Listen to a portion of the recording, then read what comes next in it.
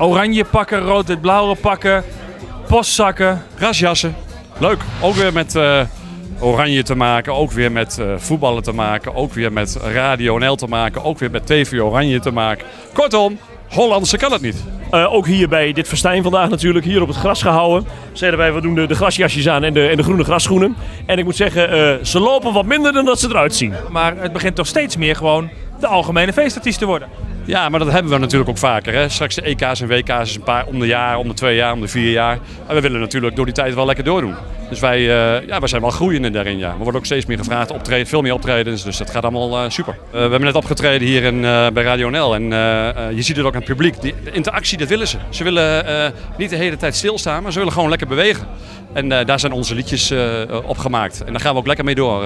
Of niet, Anton? Ja, maar dat zie je ook in de clipjes. Als je op YouTube kijkt bijvoorbeeld onze clipjes, overal waar een interactief dansje bij is, die worden heel veel bekeken.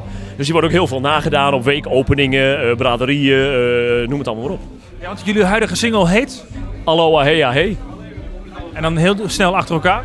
Aloha hey ja hey. Aloha hey ja hey.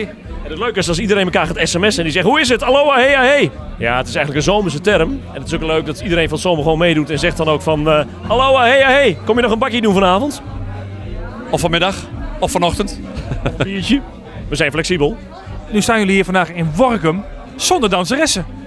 Ja, maar die heeft Radio NL ook vaak wel, hè. En het gaat ook om de dikdakkers. Het gaat niet zozeer om de danseres. Dus, Het gaat wel om de dansjes.